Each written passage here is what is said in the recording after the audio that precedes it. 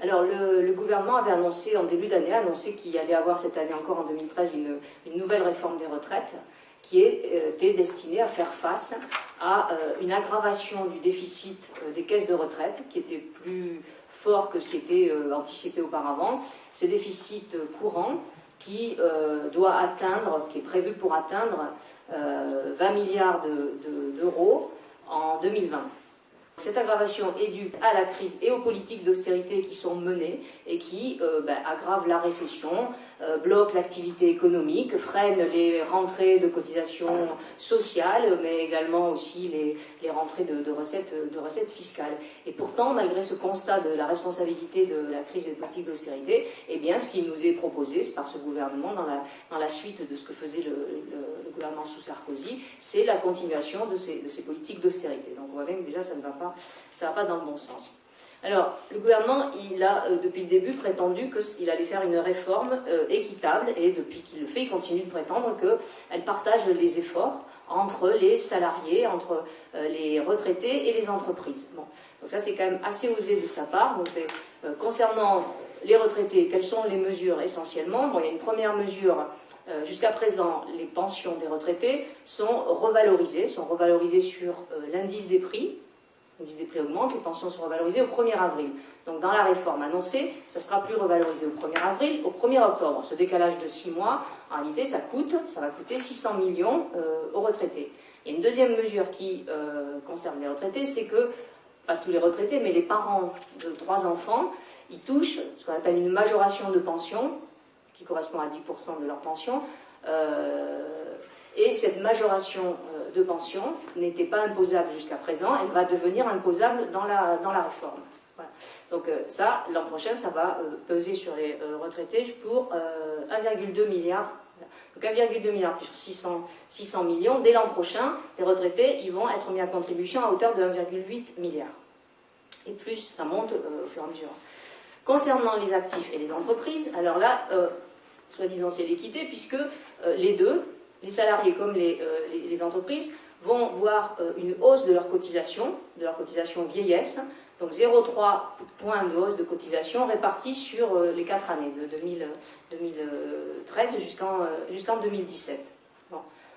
Ça fait 1 milliard à la charge des actifs, 1 milliard à la charge des entreprises pour l'an prochain. Sauf que, immédiatement, le gouvernement a annoncé que la hausse des cotisations vieillesse des entreprises serait intégralement compensée par une baisse de leur cotisation famille. Voilà. Donc on monte la cotisation d'un côté, on la baisse de l'autre. C'est un nouveau cadeau aux entreprises qui ne fait que confirmer ce qu'on a déjà pu constater, c'est que le gouvernement reprend à son compte cette rengaine libérale sur le coût du travail. Trop de charges, entre guillemets, pèsent sur le travail, et donc il est nécessaire, trop de charges pèsent sur la compétitivité des entreprises, et toujours parler du coût du travail, c'est vraiment la rengaine libérale. Ça permet de ne pas parler de ce qu'est le coût du capital. Pourtant, le coût du capital, c'est un prélèvement abusif et exorbitant sur la valeur ajoutée dans les entreprises. Et depuis 30 ans, en gros, de politique néolibérale, on a pu constater que la part de la valeur ajoutée des entreprises qui va aux actionnaires, elle a augmenté de 5 points de pourcentage, et ça s'est fait bien sûr au détriment de la masse salariale, donc des salaires et des cotisations sociales, et donc du financement de la protection sociale. Et le comble, c'est que donc depuis 2007, malgré la crise, les dividendes distribués aux actionnaires continuent d'augmenter. L'an dernier, les entreprises ont encore distribué 230 milliards de leurs profits en dividendes. Et ça se fait bien entendu au détriment de ce que la part des bénéfices que font les entreprises. Parfois, elles peuvent investir, elles peuvent faire des politiques en direction de la recherche ou de l'emploi. Non, là, c'est cette part qui est allée directement aux actionnaires. Ce qui fait que, si on compare, dans les années 80, il y avait 30% des bénéfices nets des entreprises qui allaient aux actionnaires, et aujourd'hui, ce taux est de 80%. Donc je ne vais pas citer beaucoup de chiffres, simplement c'est quelques chiffres pour montrer qu'en réalité, il y a les moyens qui existent pour financer le système de retraite, à condition qu'on tourne le dos à cette logique du capital. Et de mettre au centre cette question du partage des richesses produites. Et c'est un peu la proposition centrale qu'on fait à ATTAC et à la Fondation Copernic, c'est ça, c'est de soumettre à cotisation l'ensemble des revenus qui sont distribués, c'est-à-dire les revenus salariaux, mais aussi les revenus non salariaux. les dividendes, les revenus du capital, etc. Et ça, c'est quelque chose qui suffit à changer radicalement la donne du financement des caisses de retraite. Évidemment, la réforme annoncée par le gouvernement cette année ne va pas du tout dans cette direction. Elle poursuit au contraire, s'inscrit tout à fait dans la logique des réformes passées, avec notamment cette fameuse mesure qu'on poursuit, qui est un nouvel allongement de la durée de cotisation. Alors, le gouvernement reprend à son compte, là encore, l'argument qu'on entend ressasser, qui est parce qu'on vit plus longtemps, eh bien, il serait normal qu'on travaille plus longtemps. Alors ça, c'est un argument qui semble, comme ça, au premier abord, de bon sens, qui ne l'est pas du tout. Il y a beaucoup d'éléments qui font qu'il ne l'est pas du tout. Je vais simplement en donner un ou deux. C'est vrai que l'espérance de vie, elle augmente, mais ça, c'est pas quelque chose de nouveau. Ça fait 250 ans que l'espérance de vie augmente, de manière quasi continuelle. Il y a eu l'interruption des guerres. Et ça n'a pas empêché, pendant cette même durée, le temps individuel de vie qu'on passe au travail a diminué régulièrement. Et ça, c'était possible parce qu'il y a eu un partage des gains de productivité, au moins jusqu'au milieu des années 1980. Et donc, ce partage des gains de productivité, ce partage de la richesse produite, ça permet qu'on puisse accompagner une augmentation de l'espérance de vie par une diminution du temps de vie qu'on passe au travail. C'est ça ce qu'on appelait le progrès. Le mouvement historique d'émancipation humaine a toujours mis la réduction du temps de travail, la réduction de la durée de vie qu'on passe au travail, comme un élément central du progrès. Et c'est Balladur, en 1993, dans la réforme de retraite, qui a commencé à instaurer cet allongement de la durée de cotisation, et donc c'est lui qui a initié une inversion historique de la courbe de progrès depuis des siècles, et on aurait pu attendre un gouvernement de gauche qui renoue avec cette courbe de progrès, mais là encore, c'est pas ce qu'il est en train de faire. L'allongement de la durée de cotisation, il est négatif pour l'ensemble des salariés, il se traduit par une baisse de leur pension, mais il est encore plus négatif pour les jeunes et pour les femmes. Pour les jeunes, on constate au fil des générations, si on regarde à 30 ans, combien les générations successives ont validé de trimestres pour la retraite. Bon, on constate que cette durée est en diminution constante. Entre les gens qui sont nés en 1950 et ceux qui sont nés en 1970, bon, une génération plus tard, eh bien, à 30 ans, il y a, pour les gens qui sont nés en 1970, 8 trimestres de moins de validés, c'est-à-dire 2 ans de moins de validés. Ce qui fait que pour cette génération-là, vu ce qu'ils ont validé à 30 ans, il leur faut, on en est à 41 ans et demi de durée de cotisation, donc pour cette génération-là, à 30 ans, il leur faut encore 34 ans de cotisation. Donc si on compte 30 ans plus 34 ans de cotisation pour avoir ce qu'il faut pour la retraite, ça amène déjà à 64 ans. Donc vous voyez que l'âge légal de départ à la retraite qui est à 62 ans, pour l'instant, il est de toute façon dépassé. Ça ne veut pas dire qu'il faut augmenter, hein. Mais on est déjà là. Et ça, simplement à condition que les 34 années de cette génération se passent sans interruption de carrière. Or, on sait que, compte tenu de l'état et du niveau de chômage dans le marché du travail, rien n'est moins sûr. Et précisément, justement, aujourd'hui déjà, on constate qu'il y a une minorité de salariés qui, entre 50 ans et le moment où ils liquident leur retraite, une minorité de salariés qui ont une activité salariée à temps plein, sans aléas, sans problème, sans interruption. Une minorité, ça veut dire seulement 12% des hommes et seulement 6% des femmes réussissent donc actuellement, entre 50 ans et le moment où ils liquident leur retraite, à avoir cette période d'activité. Donc je passe, là ça me fait la transition pour passer aux femmes. C'est vrai que les femmes également sont plus pénalisées par le fait que les carrières, la durée de cotisation exigée pour la retraite s'allonge, parce qu'en moyenne, les femmes ont des carrières plus courtes que les hommes. Elles interrompent leur carrière parce qu'elles prennent en charge les enfants. Elles ont aussi des périodes de temps partiel. Donc en moyenne, elles ont des carrières beaucoup plus courtes que les hommes. Et la Commission européenne, c'est tout récent, en juillet dernier, a sorti un rapport qui compare les inégalités de pension entre les hommes et les femmes au sein de 29 pays européens. Et elle dit que tout allongement de la durée de cotisation a et aura un effet disproportionné sur les femmes en abaissant le montant de leur pension. Et voilà, malgré cette mise en garde, eh bien, on constate que le gouvernement, aussi malgré le fait qu'il dit avoir mis l'égalité entre les hommes et les femmes au cœur de sa réforme, il y a encore des tracts du PS qui sont distribués, qui continuent de prétendre que la lutte pour l'égalité entre les hommes et les femmes est au cœur de cette réforme, Bon, ce qui n'est pas du tout le cas. Et d'une certaine manière, c'est confirmé par le chiffrage officiel du Premier ministre, qui, dans son dossier de presse, a fait la grille de financement et des mesures, ce que ça coûte, ce que ça rapporte. Eh bien, les mesures qu'il a annoncées pour les femmes, qui doivent vraiment être extrêmement efficaces, les mesures cumulées pour les femmes, pour les jeunes, pour les petites pensions et pour les carrières heurtées, l'ensemble de ces mesures ne va rien coûter l'an prochain, ne va rien coûter en 2020 et va commencer à coûter un petit peu en 2030. Alors des mesures qui ne coûtent rien, qui sont censées avancer là-dessus, on a quand même le droit de se dire c'est un peu suspect.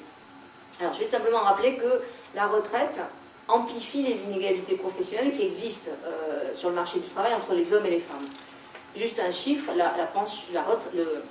le salaire moyen des femmes représente 75% de celui des hommes, mais leur pension moyenne de droit direct n'en représente que 58%. Ça, parce qu'en plus d'avoir des salaires en moyenne inférieurs, les femmes, elles ont aussi, je viens de le dire, des carrières plus courtes. Et il se trouve que les salaires et la durée de carrière, ce sont les deux composantes principales qui rentrent dans le calcul de la pension. Ça vient de l'histoire. Quand le système de retraite a été instauré, il y a plus de 70 ans, d'après-guerre, ça s'est fait sur le modèle de l'homme, c'est l'homme pourvoyeur de ressources. Il travaille à temps plein, il a une carrière ininterrompue, et il a des droits directs à la protection sociale. Il a des droits directs à la sécurité sociale, à l'assurance maladie, il a des droits directs à la pension. Sa femme, elle est femme au foyer, et elle a des droits dérivés de son statut d'épouse ou de mère, des droits dérivés du fait qu'elle est l'épouse, donc des droits dérivés à la sécurité sociale et puis à la retraite. Et donc le calcul de la pension, il s'est fait sur ce modèle-là. Il y a un rapport du COR, le Conseil d'orientation des retraites, qui dit que le mode de calcul dit pas discriminatoire. Il dit qu'il défavorise les assurés à carrière courte et donc les assurés à bas salaire et les femmes tout particulièrement.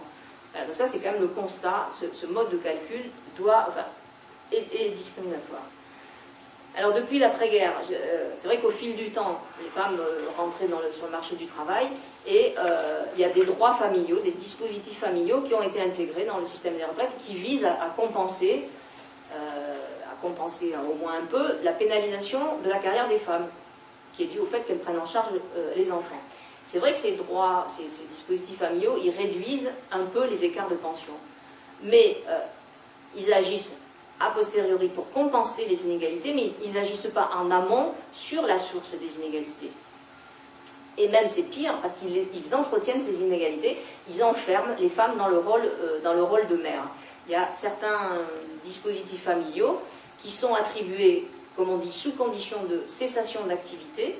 Ça signifie que ce sont des incitations à se retirer du travail professionnel, ou totalement ou partiellement. Ça concerne directement les femmes, c'est elles qui le font, et ensuite on comprend bien qu'une fois que les femmes se sont retirées pour élever leurs enfants, 1 an, 2 ans, plus, elles ont beaucoup plus de difficultés pour reprendre leur poste, pour revenir sur un travail professionnel. C'est nuisible à leur carrière, donc à leur salaire, et donc c'est nuisible finalement au montant de leur pension. Ça veut dire que d'un côté, on attribue des droits complémentaires, des droits dérivés aux femmes, mais d'un autre côté, ces droits, ils agissent au détriment de leurs droits directs. Voilà, c'est ça les effets un peu pervers et le fait qu'on enferme les femmes, on continue de pérenniser l'idée que ce sont aux femmes, aux mères, de s'occuper des enfants. Et une remarque là-dessus quand même, c'est que c'est pas seulement les enfants et la maternité qui causent des pénalités, à la fois dans les salaires, mais aussi dans les retraites pour les femmes. Parce que les femmes qui n'ont pas d'enfants ont quand même en moyenne une pension qui reste inférieure de 19% à celle des hommes. 19% c'est pas négligeable, mais c'est quelque chose qui est très souvent occulté du débat, pas seulement la maternité. Alors comment évoluent maintenant au fil du temps les inégalités de pension entre les hommes et les femmes? Avec le fait que les femmes participent plus fortement au marché du travail depuis donc, quelques décennies, qu'elles ont une meilleure qualification aussi, c'est vrai que la tendance était à la réduction des inégalités de pension entre les sexes. Mais cette tendance, elle a été contrecarrée et interrompue par les effets des réformes passées, depuis 1993, avec essentiellement 4 mesures, 4 ou 5. L'allongement de la durée de cotisation, donc j'en ai parlé. Aussi, auparavant, on calculait le salaire moyen qui servait de référence à la pension sur 10 meilleures années de salaire dans le régime général. Ensuite, en 93, avec la réforme Balladur, on est passé aux 25 meilleures années. Donc on comprend bien, quand on fait la moyenne sur un volume plus grand, ça a eu comme conséquence une baisse immédiate du niveau de salaire qui servait de référence pour la pension. Et cette baisse de salaire, elle est encore plus importante quand la carrière est plus courte, parce que quand la carrière est très courte, on est obligé de piocher dans des années où on a eu des mauvais salaires. Donc ça a été beaucoup plus pénalisant pour les femmes. L'affaire de la décote, bon, on pourrait revenir si vous n'avez pas, et aussi l'affaire de l'indexation. Auparavant, la pension des retraités évoluait comme la moyenne des salaires. Et on l'a désindexé des salaires pour dire on l'indexe sur les prix. On dit, ah, des fois c'est mieux parce que les salaires ne suivent pas les prix. Non, sur une période moyenne et tout, les salaires évoluent toujours plus vite que les prix. Ça veut dire que cette désindexation a fait en sorte que la pension des retraités, elle évolue moins vite que les actifs, c'est-à-dire qu'il y a un décrochement. Le niveau de vie des retraités, il évolue comme ça, et enfin, je ne vais pas dire que le niveau de vie des salariés évolue comme ça, mais il y a eu un décrochement qui s'amplifie avec le temps. Voilà, donc ça, ce sont des... Et alors, il y a eu d'autres mesures aussi qui ont pénalisé, c'est les majorations de durée d'assurance, qui sont les trimestres qu'on accorde aux femmes, là, au titre des enfants. Donc ça, ils ont été rabotés à la fois dans le service public et ensuite dans le service privé. Pour les femmes, ils ont été vraiment diminués. Sur la désindexation, le rapport Moreau, dont j'ai parlé, il constate que les effets de la désindexation, c'est la formule, peuvent être considérables sur des retraites servies pendant 20, 30 ou 40 ans. Donc c'est une façon édulcorée de dire donc, la réalité, ce décrochage vraiment du niveau de vie des retraités, ce qui fait que maintenant on constate que depuis 2004, le taux de pauvreté des retraités augmente. En 2004, il était de 8,5%, il est passé à 10% en 2010, avec une hausse du taux de pauvreté beaucoup plus forte pour les plus de 75 ans, voilà, au bout de 10, 20, 30, 40 ans, là, évidemment ça décroche. Et avec une surreprésentation parmi ces gens des femmes isolées, et notamment des veuves. Voilà les effets des mesures passées. Donc ce même rapport de la Commission européenne dont je parlais, là, qui compare les inégalités de pension sur 29 pays européens, eh bien, la France est très mal classée, parce qu'elle est 6e sur 29 dans le classement des plus mauvaises performances. Elle est la 6e plus mauvaise, et l'écart de pension entre hommes et femmes ne va pas dans le bon sens puisqu'il s'est creusé. Il s'est creusé de 10% en 5 ans, entre 2005 et 2010. Il augmente. Il ne va pas dans le bon sens du tout. Voilà, et donc c'est dans cette situation-là, avec donc les mises en garde, les effets des réformes et tout, que le gouvernement prolonge la durée de cotisation. Alors sur les mesures des femmes, il avait annoncé, Marisol Touraine avait bien annoncé qu'on allait revoir ces dispositifs familiaux pour mieux, c'était la formule du gouvernement, pour mieux les rediriger vers les femmes. Mais le seul moyen d'assurer la pleine citoyenneté à tout le monde, c'est que chacun ait des droits directs. Et donc, toute une politique cohérente devrait, de mon point de vue, réussir à réduire les inégalités de pension entre les sexes, mais avec évolution vers un modèle de protection sociale qui ne soit plus ce modèle patriarcal sur lequel repose notre modèle actuellement. Et ça signifie donc pas étendre les droits dérivés, mais renforcer les droits directs des femmes. Et quand je dis renforcer les droits directs des femmes, ça ne veut pas dire faire une faveur vers les femmes, non.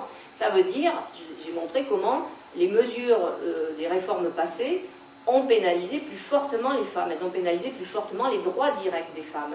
Et donc revenir sur les mesures passées, ça veut dire c'est bénéfique à tout le monde, parce que ça a pénalisé tout le monde, mais comme ça a pénalisé plus fortement les femmes, c'est agir pour l'égalité que déjà de revenir et annuler l'allongement, annuler la décote. La décote, c'est une double pénalité. Voilà, donc c'est cette manière cette démarche-là qui semble la plus cohérente. Alors, annuler les réformes passées, c'est déjà une chose. Agir aussi sur deux niveaux. Il faut agir au niveau des retraites, mais agir en amont au niveau des inégalités professionnelles. Bon, on sait combattre les inégalités dans les salaires, permettre aux pères de s'investir à égalité dans les tâches parentales, dans les tâches domestiques, développer les crèches, etc. Ça, c'est en amont. Au niveau des retraites, il y a des choses qu'il faut... J'ai dit que le salaire et la durée de carrière étaient les deux composantes principales du mode de calcul. Donc il y a une manière d'améliorer chacun des deux. Au niveau des salaires, le salaire moyen, il est calculé sur... le salaire moyen qui sert pour le calcul de la pension, il est calculé sur la moyenne des 25 meilleures années.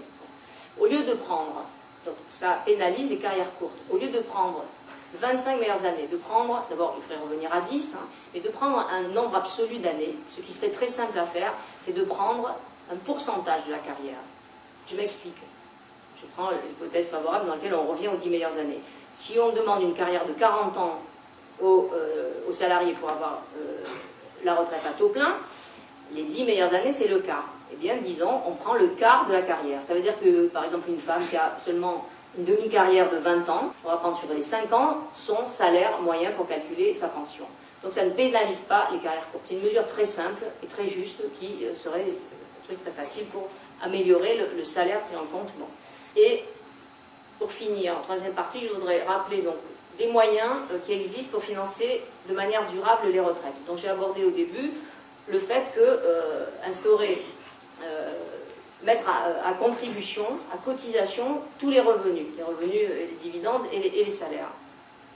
Donc ça, j'ai donné quelques chiffres également, ça peut se faire de différentes façons. Quand on dit on peut faire un taux de cotisation sur les dividendes distribués, les arguments libéraux nous disent mais pas du tout, on va dégrader encore la compétitivité des entreprises. Non, ça dégrade rien du tout. Les dividendes sont déjà compris dans les prix puisqu'ils sont distribués sur les profits. Ils sont déjà compris dans les prix, ça ne change, ça n'impacte pas du tout, ça ne pénalise pas du tout la compétitivité des entreprises. C'est ce qu'on appelle à Vatak et à Copernic, on dit un choc de répartition pour faire contrepoint au fameux choc de compétitivité qu'a sorti le gouvernement. C'est vrai que c'est ce type de mesure qui est à même de déplacer le curseur. J'ai dit qu'on a perdu 5 points pour la masse salariale, eh bien il faut regagner ça, il faut regagner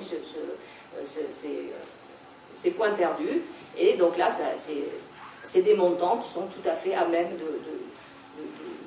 d'assurer l'équilibre financier des retraites et une progression également. Deuxième piste aussi, c'est développer l'emploi, développer l'activité utile. Il y a beaucoup de besoins sociaux et environnementaux qui ne sont pas couverts. Donc, des créations d'emplois dans un tas de secteurs pourraient être à destination de toute cette partie de la population aujourd'hui qui navigue entre inactivité, précarité, chômage. Alors, il y a de nombreux besoins et je voudrais donc faire un point sur le taux d'activité des femmes.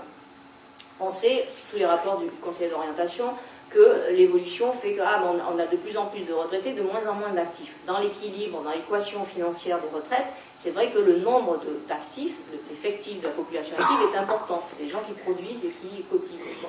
Eh bien, bizarrement, les rapports du Conseil d'orientation des retraites, quand ils font les projections, l'INSEE, les projections démographiques de population active dans les 10, 20 jusqu'en 2060, eh bien, on bloque actuellement le taux d'activité des femmes, il est de 10 points inférieur à celui des hommes.